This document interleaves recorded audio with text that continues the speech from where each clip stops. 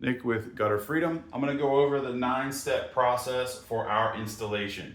Now, there are some things missing from this list. This is a brief overview. Some projects will have more steps. This is kind of like the basic template. First thing we're going to do is you're going to get an assessment normally from your estimator.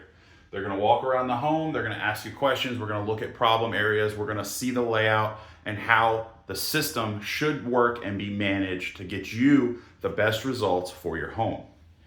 Second, once we've got that assessment, we agree to do business, the installation team is going to come out. They are going to remeasure everything to a very exact measurement, and they're going to set up all the equipment. We're going to set out all of our, the gutter stands, lay out our table for cutting, get out our saws, get all our tools out, get all our materials ready. We're preparing. Normally, we're going to have to remove either the old gutter, the old fascia, the old soffit, whatever is a problem, we will remove it. Some jobs may not need that. Very common if it's a new house or it doesn't have any gutter at all. If there's any old gutter, we have to remove it. That can be a process from everything from just undoing some screws to needing a blowtorch. We've had some wild ones here in Florida. We're going to inspect soffit, fascia, roof line, anything that could be damaged. We're going to take pictures so we can say, hey, this was damaged before we got here. Like your driveway, or if your roof has a leak or a hole or has a problem area, we're going to take a picture and document that and say, hey, you may want to assess this. We didn't do this. Very important. Once all that stuff's done, the inspection's done, we're going to start cutting and hanging your gutter. Gutters will be cut in straight sections. They're seamless. They roll right off the machine. Once they're rolled out, after they've been precisely measured, we'll begin to hang them. Normally we'll hang 1 to 3 hangers, depending how long and what we need to do to get up on the house and underneath the drip edge. The drip edge should sit behind the gutter. Very simple, so it makes a system that water can't get behind.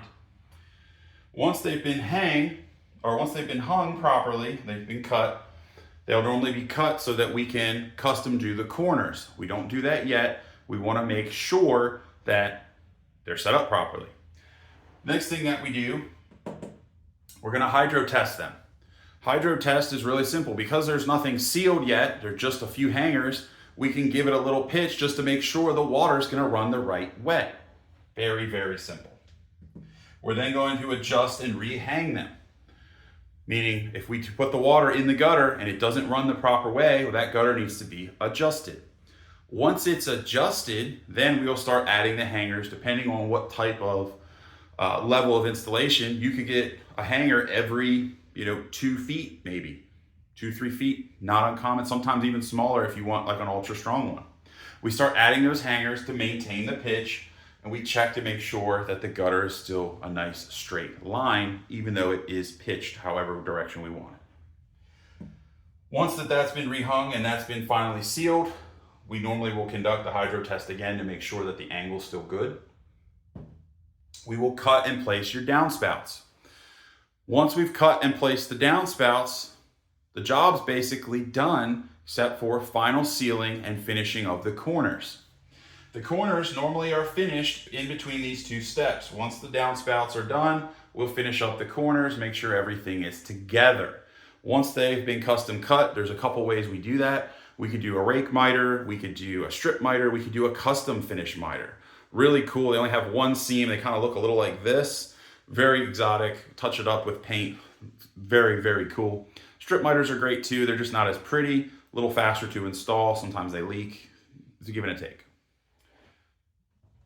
Once everything is all sealed up with a 50-year tripolymer seal, from there, it's cleanup time. Cleanup is one of the most important parts of every job. We want to remove any debris that we brought, any dust, any grit, any grime, and anything that was in the gutters we either want to place into the customer's trash can with their permission, or we haul it away with us because your gutters can be full of disgusting stuff. Also, if there's any extra shingle grits or dry dust, we want to get all that out of there. Any pieces of metal shavings, extra screws, hangers, clips, you name it. There's always a ton of debris when we cut things, so we want to clean all that up. And then once all that's finished, we do a final inspection with the homeowner, and then we normally collect our payment. That's kind of a brief overview. There's some steps in there that can be moved around It just depends. Every house is different, but this is the basic template that we stick to at Gutter Freedom.